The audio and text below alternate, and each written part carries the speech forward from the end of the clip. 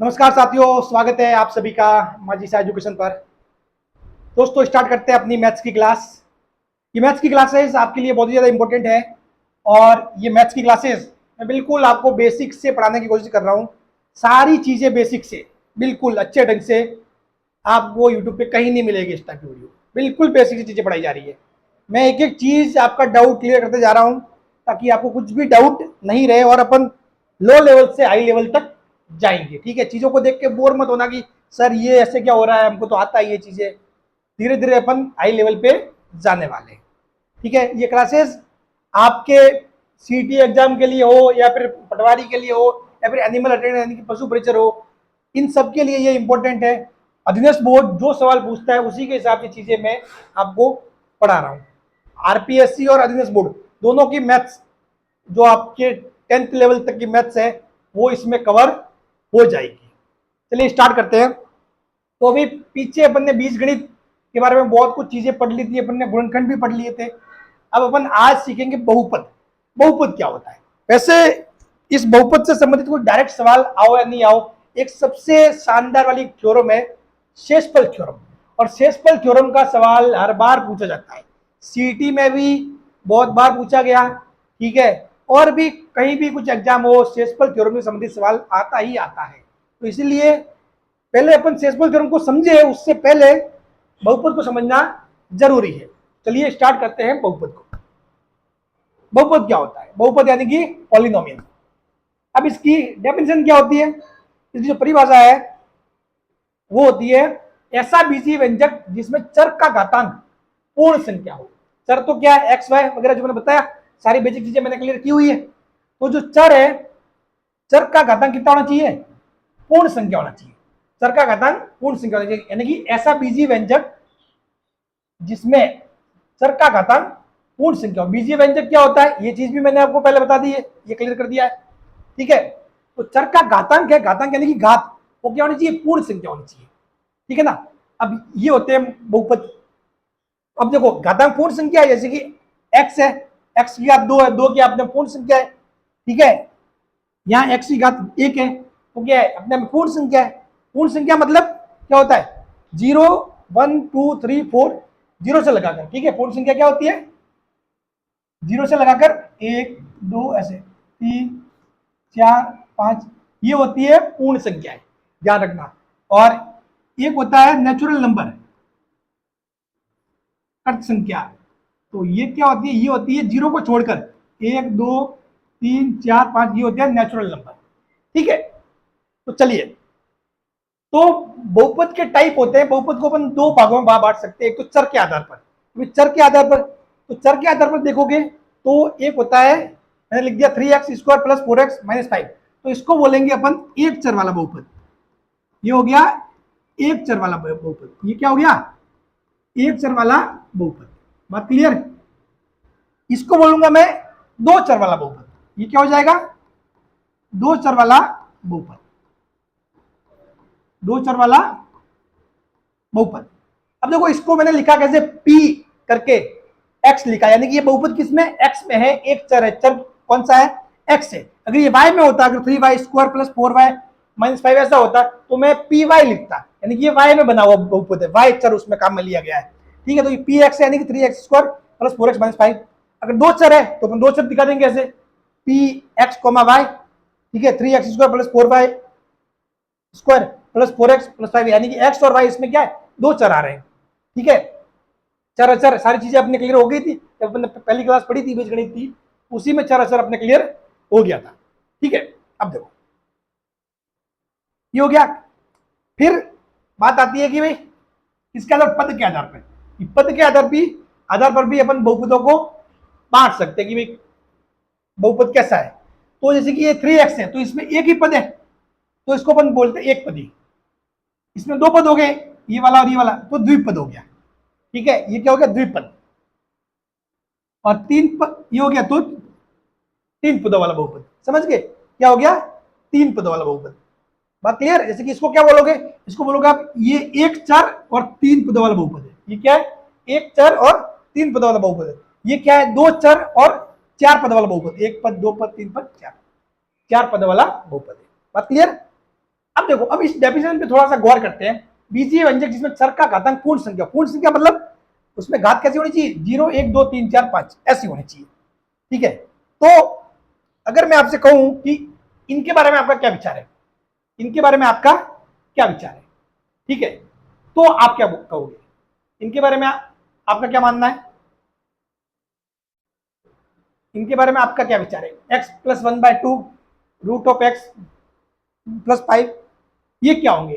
तो एक्चुअली में ये आपके बहुपद नहीं होंगे, ये आपके बहुपद नहीं होंगे, ठीक है ना। कारण कारण ये है कि, एक मिनट, हाँ, इसमें x प्लस 1/2 ये तो होगा, ये तो बहुपद होगा। थोड़ा सा सही लिखना था, मैं लिखना भूल गया, यहाँ शायद घात लिखा नहीं है। एक्स की घात -1/2, तो यानी कि इसमें x की घात क्या आ रही है, -1 आ रही है, तो -1 पूर्ण संख्या थोड़ी है, नहीं है, तो ये बहुपद नहीं होगा, ये बहुपद नहीं है, ये बहुपद क्या है, नहीं है, ये बहुपद नहीं होगा। इसी प्रकार आप देखोगे root of x plus 5, root of x plus 5, तो इसमें देखोगे तो एक्स की घात कितनी है, रूट एक्स का मतलब क्या हो गया, घात ये 1/2, ये किसको शो करता है, घात 1/2 को शो करता है, ठीक है, तो क्या होगी, घात 1/2 होगी, तो ये भी क्या है, बहुपद नहीं है, यानी कि जो चर की घात क्या होनी चाहिए, या तो 0 होनी चाहिए, या फिर 1 2 3 पूर्ण संख्या हो, ठीक है ना, पूर्ण संख्या हो, समझ गए, 1/2 3/2 ऐसी भी घात नहीं होनी चाहिए, या फिर माइनस में भी नहीं होनी चाहिए, पूर्ण संख्या ये होती है 0 1 2 3 4 5 6 7 8 10 तक, मतलब जो भी जाता है आगे तक वो गाते हैं, तो ये बहुपद नहीं है, ये बहुपद नहीं होंगे, ये भी बहुपद नहीं होगा, ठीक है। हाँ, अब बढ़ते हैं आगे, बात करते क्लियर अपन। अब देखो next, P x is equal to 3, P x is equal to 3, इसकी बात करते हैं कि भाई ये क्या कहलाएगा, इसको क्या बोलेंगे, तो इसको बोलेंगे अपन अच्चर बहुपद, इसको क्या बोलेंगे अपन, अच्चर बहुपद, अच्चर यानी कि कोई भी संख्या, जैसे कि अगर मैं लिख दूं पी एक्स बराबर 5 ले लो, भले 7 लिख दू, भले 9 लिख दू, तो ये क्या है, फिक्स संख्या है, ये क्या अच्चर है, अच्चर है, तो इसलिए क्या बोलेंगे, अच्चर बहुपद, क्या बोलेंगे, अच्चर बहुपद। और यदि पी एक्स बराबर 0 है तो उसको बोलेंगे शून्य बहुपद, ये होगा शून्य बहुपद। बात क्लियर, चलिए अब अपन आगे करते हैं इनका पोस्टमार्टम, ठीक है, अब इसका होगा पोस्टमार्टम, अब अपन पढ़ने वाले क्या पढ़ने वाले, गुणांक, तो ये गुणांक पढ़ेंगे तो इसमें हो जाएगा आपकी इसका पोस्टमार्टम। अब चलिए इसका वो करते हैं अपन, पूरा पूरा पोस्टमार्टम करते हैं इसका, ठीक है। तो शब्द आता है गुणांक, गुणांक के बारे में अपन सीखने वाले, गुणांक क्या चीज है, गुणांक मतलब ऐसे है, ये बहुपद है, किसमें है, एक्स में, सर एक्स में ये बहुपद है, इसमें आप देखोगे तो मैं पूछूं यदि कि आपको एक्स क्यूब का गुणांक एक पद है, क्योंकि इसमें कितने पद है, 1 2 3 4 पद है, चार में जो ये पद है 5x3, उसमें एक्स क्यूब का गुणांक कितना है, अगर आपसे पूछा जाए कि एक्स क्यूब का गुणांक कितना है तो आप बताओगे 5। इसी प्रकार एक्स स्क्वायर का गुणांक कितना है तो आप बताओगे -2, एक्स का गुणांक कितना है तो आप बताओगे 1, इसी गुणा में कोई नहीं है मतलब 1 होगा।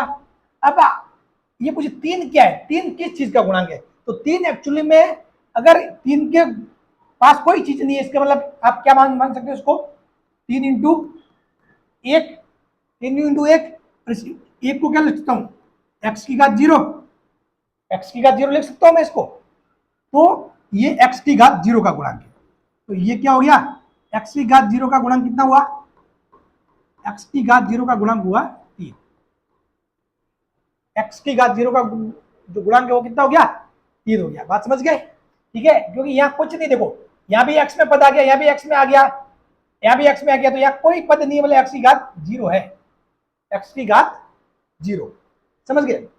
अब जैसे कि फॉर एग्जाम्पल ये ऐसा होता कि इसमें ये वाला पद नहीं होता, ये मान लो ये वाला पद नहीं होता, सिर्फ ऐसे होता 5x³ प्लस x प्लस 3, ऐसा होता है, ये कैसा होता, ये अगर आपके ऐसे होता कि 5 x cube plus x plus 3। और अब आपसे कोई पूछते, अब आपसे कोई पूछ लेता कि इसमें एक्स स्क्वायर का गुणांक कितना होगा, इसमें एक्स स्क्वायर का गुणांक, इसमें एक्स स्क्वायर का गुणांक कितना होगा, तो वो क्या होगा, जीरो, क्योंकि जो पद नहीं है, जो पद है ही नहीं, तो उसको आप क्या लिखोगे, उसका गुणांक जीरो, यानी कि इसको आप ऐसे लिख सकते हैं 5x cube plus zero x square plus x plus 3, क्योंकि जीरो इंटू एक्स स्क्वायर अपने आप में जीरो हो गया पद ये, ठीक है, तो इसका एक्स स्क्वायर का गुणांक कितना हो गया, जीरो। तो परीक्षा में सवाल कैसे भी पूछ सकते हैं, ठीक है ना, ऐसे भी एक सवाल बन सकता है कि भाई आपको ऐसे देके पूछ ले कि बताइए इसमें इस बहुपद में एक्स स्क्वायर का गुणांक कितना है, तो एक्स स्क्वायर का गुणांक कितना है, जीरो, ठीक है। हाँ, एक्स स्क्वायर का गुणांक कितना माना जाएगा, जीरो। चलिए बढ़ते आगे, ये हो गया बात किसको होगी क्लियर, ये गुणांक वाली बातें क्लियर होगी। अब बढ़ते आगे, बहुपद की घात, शब्द आता है बहुपद की घात। अब बहुपद की घात क्या होती है, घात यानी कि डिग्री, डिग्री ऑफ पॉलिनोमियल। तो किसी बहुपद में स्थित चर की अधिकतम घात वाले पद के घातांक को उस बहुपद की घात कहते हैं। किसी बहुपद में स्थित जो चर है उसका जो अधिकतम घात वाला पद है उसका जो घातांक है उसको बोलते हैं उस बहुपद की घात। जैसे फॉर एग्जांपल देखो, ये हो गया पी वाई में कोई है बहुपद है, तो इसमें जो अधिकतम घात वाला पद कौन सा, ये है, इसमें घात है अधिकतम, और वो अधिकतम घात कितनी है, 7 है, तो 7 क्या होगी आपके, 7 होगी बहुपद की घात। ये सवाल पूछा भी जाता है, ठीक है, कि बताइए इसमें बहुपद की घात कितनी है, तो बहुपद की घात कितनी होगी, 7 होगी। घात बोलो या फिर डिग्री भी बोलते हैं, डिग्री ऑफ पॉलिनोमियल, ठीक है। हिंदी में भी आपको ऐसे ही पूछ सकते हैं कि इस बहुपद की डिग्री कितनी है, या फिर ये बहुपद कितने डिग्री का है, तो कितना हो गया उसका घात 7, वही होता है उसकी डिग्री। अब इसमें देखो, ये बहुपद ये तो हो गया एक चर वाला, अगर दो चर वाला हो तो आपको जो दोनों है ना, दोनों जैसे कि ये यहाँ पे 7 में है, ठीक है, तो इनके दोनों के घातों को जोड़ना है, इसकी 4 और इसकी 2, समझ गए, इसकी 4 और इसकी 2, कुल मिला के कितनी होगी, 6 हो गई, ठीक है। तो अधिकतम घात वाला पद कौन सा हो गया, ये हो गया 6 वाला, तो 6 ही क्या होगी आपकी घात हो जाएगी, 6 ही क्या हो जाएगी, घात हो जाएगी। अब देखो यहाँ पर ये अगर ये ऐसे होता है 3y5 प्लस 2x4 और बीच में आ जाता प्लस वाई स्क्वायर प्लस 7, तो अधिकतम घात वाला पद फिर कौन सा हो जाता, फिर ये हो जाता, क्योंकि यहाँ अधिकतम घात 4 है, यहाँ अधिकतम घात 2 है, ठीक है, तो अधिकतम घात वाला पद ये हो जाता, फिर घात बन जाती है आपके 5 बन जाती है। लेकिन यहाँ पे गुणा में है, तो आपको पता है गुणा में घातें जुड़ती है, ये होता है भाई, अपन देखते हैं ना कि एक्स की घात m इंटू एक्स की घात n, तो एक्स की घात m प्लस n होता है, वो सीन होता है, उसी प्रकार ये एक्स वाई, तो इनकी घातें आपस में ये जुड़ के अपन मानेंगे, ठीक है ना, तो ये हो जाएगा घात। तो घात समझ में आ गया, गुणांक समझ में आ गया। अब अपन बढ़ते हैं नेक्स्ट चीज को लेकर, रेखिक बहुपद। रेखिक बहुपद क्या होता है, एक घात वाला जो बहुपद है उसको बोलते हैं रेखिक बहुपद। जैसे कि ये देखो, ये कितना है, एक घात वाला बहुपद है, एक घात वाला बहुपद है, आपको एक घात दिख रही है, एक्स के ऊपर कोई घात नहीं, मतलब क्या है, एक घात ही है, ठीक है, तो ये क्या हो गया, रेखिक बहुपद। जो एक घात वाला बहुपद है वो होता है रेखिक बहुपद। और इसी के आगे अगर जीरो लगा दे, अगर अपन इसको 5x प्लस 3 इसी के आगे यदि जीरो कर दूं तो ये बन जाता है रेखिक समीकरण। तो रेखिक समीकरण यही तो होता है, रेखिक समीकरण यही हो गया, ठीक है, रेखिक बहुपद से रेखिक समीकरण बना। रेखिक समीकरण मैंने बताया था कि एक बीजीय व्यंजक होता है, ठीक है, और बीजीय व्यंजक के बराबर जीरो रख दो तो वो हो जाता है समीकरण, ठीक है, बीजीय व्यंजक बराबर जीरो रख दो वो हो जाता है समीकरण, ठीक है ना। हाँ, और बीजीय व्यंजक में जिनमें घात पूर्ण संख्या में हो वो बन जाता है बहुपद। बात क्लियर। अब जैसे कि याद देखो, ये होता है द्विघाती बहुपद, क्योंकि इसमें घात कितनी है, 2 है, जो मैक्सिमम घात है, ठीक है, वो कितनी है, 2, तो ये हो जाएगा द्विघाती बहुपद, दो घात वाला बहुपद। अगर इसी को जीरो को बराबर कर देता मैं, 5x स्क्वायर प्लस 3 बराबर जीरो, ये आपके बन जाता द्विघात समीकरण। द्विघात समीकरण जो आप पढ़ते हो आपको पता होगा अच्छे से, ठीक है, नाम तो सुना ही होगा, एटलीस्ट नाम तो सुना ही होगा। तो ये होता है द्विघात समीकरण, ये बन जाता है रेखिक समीकरण। बात क्लियर। अब नेक्स्ट, तो यहां तक बातें होगी क्लियर, रेखिक और द्विघात और क्या चीजें होती है। अब मेन चीज आती है शून्यंक ऑब्लिक हल, शून्यंक ऑब्लिक हल, ठीक है। एक चीज और आती है मूल, मूल काल्पनिक भी हो सकते हैं, और हम मूल शब्द की बात नहीं करेंगे। मोस्टली आपको जब सवाल भी पूछा जाएगा तो शून्यंक ऑब्लिक हल ही काम में लिया जाएगा, मूल काम में नहीं लिया जाएगा शब्द। फिर भी अगर मूल काम में ले ले शब्द, तो मूल का मतलब भी आपको एक 10th लेवल तक यही मानना है, ठीक है। बाकी अगर आप हायर लेवल में पढ़ो तो 12वीं लेवल में वगैरह, तो मूल तो क्या है, काल्पनिक भी हो सकते हैं, हल हमेशा वास्तविक होते हैं, ठीक है। बहुत सारी चीजें डेप्थ में है चीजें, उनको अपने को देखना नहीं है, जितना अपने लिए इंपॉर्टेंट है वो अपन पढ़ेंगे। तो शून्य ऑब्लिक हल, ये लगभग लगभग ये एक ही बात है, शून्य ऑब्लिक हल एक ही बात है, ठीक है। और बहुत बार इसको मूल भी बोल दे तो भी 10वीं लेवल के हिसाब से एक ही बात है, लेकिन रियल में एक बात नहीं है, ठीक है। शून्य ऑब्लिक हल। अब देखो, आपको दे दिया एक बहुपद पी एक्स बराबर x square plus 2x minus 15, P x बराबर x square plus 2x minus 15, ठीक है। अब आपको पूछा गया है P1, क्या करना है, P1 का मान निकालना है।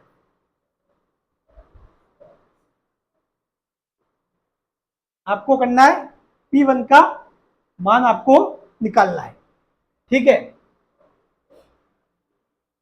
तो P1 का मान निकालोगे कैसे। अगर आपको पूछ ले कि भाई इसका मतलब ये हुआ, P1 का मतलब सिंपल सी बात ये है कि जहां जहां x है वहां वहां क्या रखना है, एक रखना है, यानी कि इसमें एक रखने पर कितना मान आएगा वो आपको निकालना है। कहने का मतलब ये हुआ कि इसमें यदि एक रख दो तो कितना मान आएगा वो निकालना है, उसको बोलेंगे P1, यानी कि जहां जहां x है वहां एक रखना है।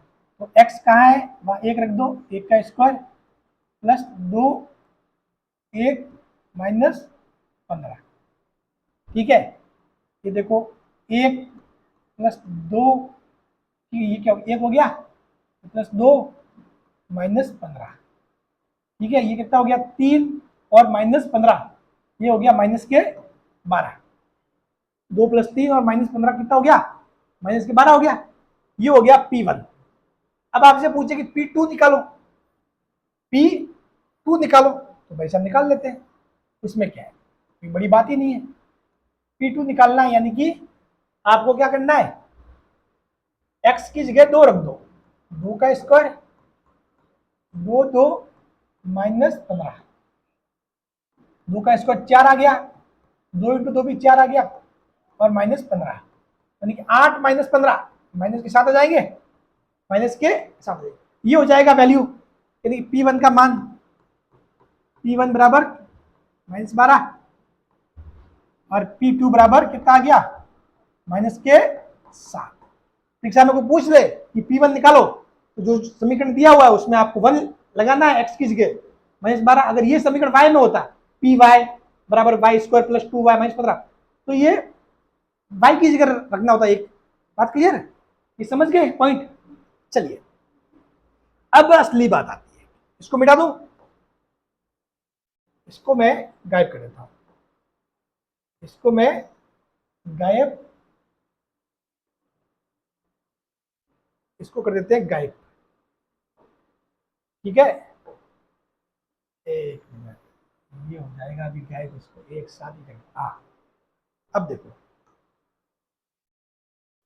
अब आपको पूछा गया है P3 निकालना है, P3 कितना आएगा। बात करते हैं किसकी, P3 की, यहां निकालेंगे। एक और पूछ रहा है P माइनस 5, P माइनस 5, तो P3 यानी क्या करना है आपको, x की जगह रखना 3, तो 3 का स्क्वायर प्लस 2 इंटू 3 माइनस 15, देखोगे ये 3 का स्क्वायर 9 प्लस 3 इंटू 2 6 माइनस 15, कितना हो गया 15 माइनस 15 बराबर 0। तो P3 बराबर कितना आ रहा है, 0। P3 बराबर कितना आ रहा है,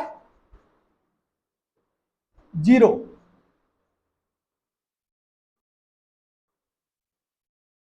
फिर देखो P माइनस 5 निकालना है, तो P माइनस 5 निकालते हैं। अभी एक बहुत ही अच्छा वाला रिजल्ट आपके सामने आएगा, उसके बारे में बात करेंगे अपन। P माइनस 5 क्या करना है, माइनस 5 रख दो, -5 का स्क्वायर 2 -5 -15, देखोगे तो -5 का स्क्वायर यानी कि 25 हो जाएगा, क्योंकि -5 हो जाएगा प्लस, ये हो जाएगा -10 और -15, 25 माइनस 25 बराबर हो जाएगा 0, यानी कि P-5 कितना आया, P-5 कितना आया, 0 आया, P-5 कितना आया, 0 आया। यानी कि यहां से आप देखोगे, यहां से आप देखोगे तो इसमें P बराबर 3 रखते हैं तो 0 आता है, और P बराबर -5 रखते हैं तो 0 आता है। तो मैं क्या बोलूंगा, मैं इसको क्या बोलूंगा, मैं बोलूंगा ये कि तो ये 3 है, 3 इसका क्या है, 3 px का शून्यंक है, 3 क्या है, px का शून्यंक है, 3 ऐसा अंक है जो इस px को शून्य कर रहा है, 0 कर रहा है, समझ गए। 3 क्या है, px का शून्यंक है, तो 3 एक ऐसा अंक है जो इस बहुपद है px, इसको क्या कर रहा है, शून्य कर रहा है, तो इससे 3 को क्या बोलेंगे, शून्य बोलेंगे। उसी प्रकार -5 है, तो -5 भी क्या होगा, -5 px का शून्यक है, क्या है, -5 px का क्या है, शून्यक है। बात क्लियर, ऐसे समझ गए, ठीक है। ये आप देखो -5 क्या हो गया, px का क्या हो जाएगा, शून्य हो जाएगा, ठीक है ना। अब देखो, तो यानी कि शून्य क्या होगा कि ऐसा कोई भी अंक जिसको उसमें रखे, इसमें उस बहुपद में रखे, तो उसका मान क्या आ जाए, बहुपद का मान शून्य हो जाए। देखो यदि कोई भी अंक, मैंने मान लिया वो अंक क्या अल्फा है, बहुपद का शून्यंक है, तो पी अल्फा बराबर 0 होगा, क्योंकि अपन ने पीछे देखा कि 3 इसका शून्यंक है, तो P3 बराबर क्या आ जाएगा, 0 आ जाएगा, ठीक है। या फिर इसको उल्टा भी बोल सकते हैं कि यदि P अल्फा बराबर 0 आ रहा है, तो इसका मतलब ये हुआ कि अल्फा उस बहुपद का शून्यंक है, क्योंकि अपने P3 बराबर 0 आया था, तो अपन ने क्या निकाला नतीजा कि भाई 3 उसका क्या है, शून्यंक है। बात क्लियर। तो मेरे कहने का मतलब ये हुआ कि अपन ने बहुपद में क्या रखा था, P3 बराबर 0 रखा था, P3 रखा तो उस बहुपद का मान कितना आया, 0 आया। तो अपन ये कह सकते हैं कि यदि यदि ये अल्फा बहुपद का शून्यंक है, यानी कि 3 यदि बहुपद का शून्यंक है, तो P3 बराबर कितना आ जाएगा, 0 आ जाएगा। बात क्लियर। और यदि P3 बराबर 0 है, तो अपन क्या बोलेंगे, जो 3 है वो क्या हो जाएगा, शून्यंक हो जाएगा, 3 क्या हो जाएगा, शून्यंक हो जाएगा, समझ गए। शून्यंक का मतलब ये हो गया हल, कुल मिला के हल। अब देखो कैसे हल, अब देखो यहाँ फिर से आते हैं पीछे, ये क्या हो गया, अपने आप में शून्यंक मतलब हल ही हो गया, ठीक है, शून्यंक मतलब क्या हो गया, हल ही हो गया। अब देखो इसको मैं, इसको पूरे को गायब करते हैं और अपन देखते हैं,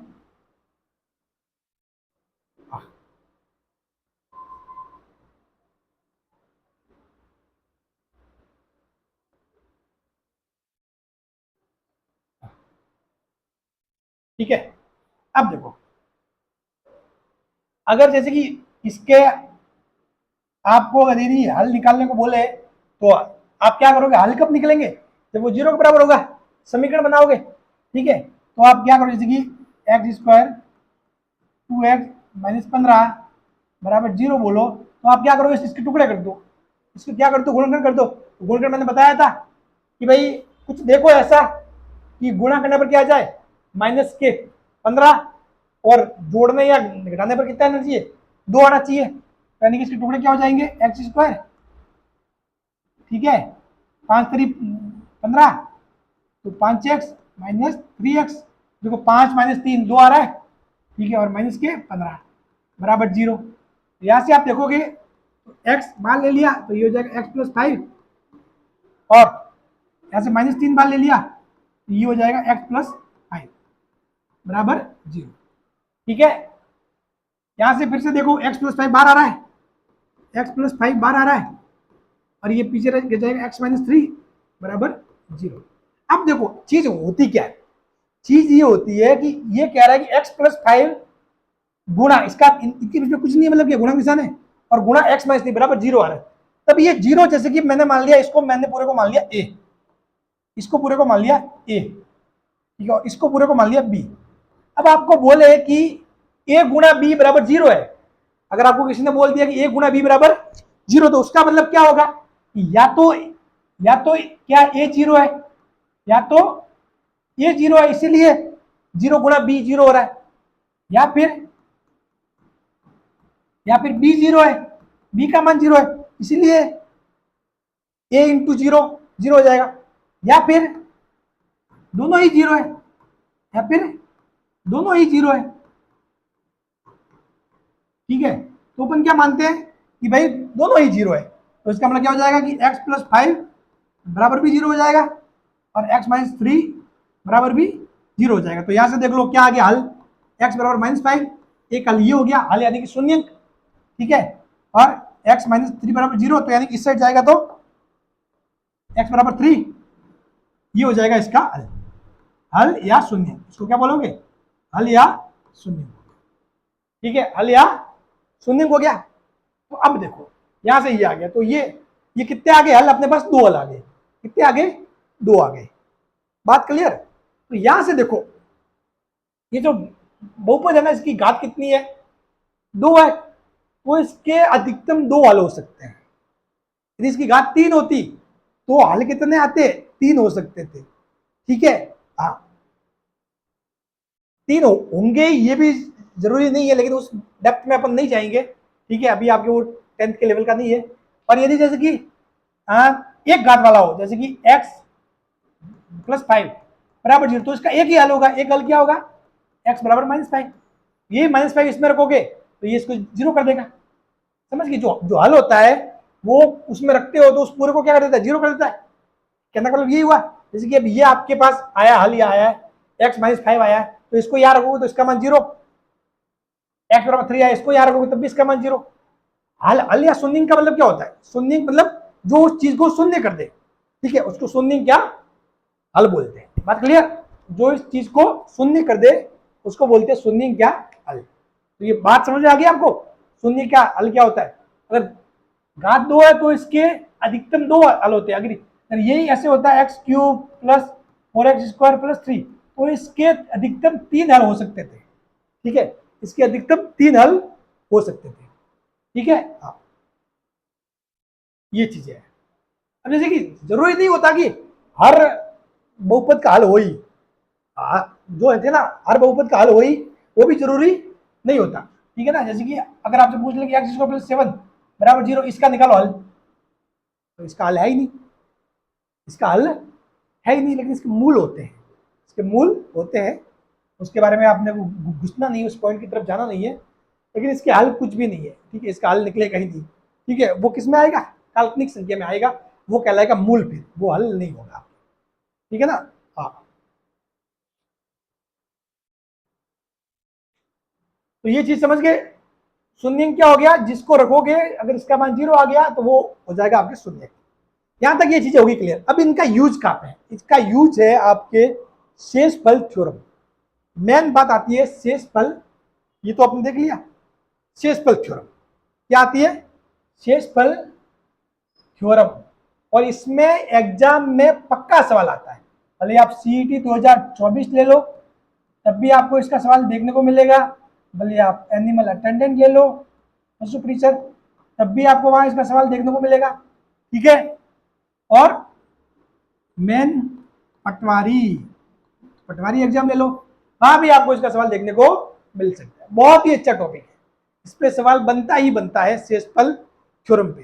तो और ये ऐसा नहीं है कि मैं आपको जस्ट 5-10 मिनट बता दूं, इस पे पूरी चाहिए क्लास, और इसके ऊपर अपन क्वेश्चन प्रैक्टिस भी करेंगे अच्छे से। ठीक है, तो जो अगली अपनी क्लास होगी, अगली अपनी क्लास होगी बिल्कुल शेषफल थ्योरम बेस्ड होगी, और उसमें अपन क्वेश्चन प्रैक्टिस भी करेंगे और बिल्कुल बेसिक से और बहुत अच्छे से आपको समझाने वाला हूं। ऐसी शेषफल थ्योरम आपको कहीं पर भी देखने को नहीं मिलेगी। यूट्यूब पे आपको इतना आसान भाषा में मस्त वीडियो देखने को नहीं मिलने वाला। ठीक है, तो शेषफल थ्योरम जो अपना अगली क्लास होगी उसमें अपन पढ़ेंगे शेषफल थ्योरम, और उसके कुछ सवाल भी अपन सॉल्व करेंगे। ठीक है, तो अपन मिलते हैं नेक्स्ट क्लास में, और अपनी क्लासें रेगुलर रहेगी, उस चीज़ की अब कोई दिक्कत नहीं रखनी है। ठीक है, और सिलेबस भी अपन पूरा टाइम पे लेके चलेंगे चीज़ें। ठीक है, अभी जल्दी जल्दी क्लासें भी लेंगे अपन डेली। सारी चीज़ें होगी। बात क्लियर? चलिए मिलते हैं फिर नेक्स्ट क्लास में, और चैनल पर नए हैं तो चैनल को सब्सक्राइब भी जरूर कर देना और शेयर भी जरूर करना अपने दोस्तों के साथ। Thank you so much.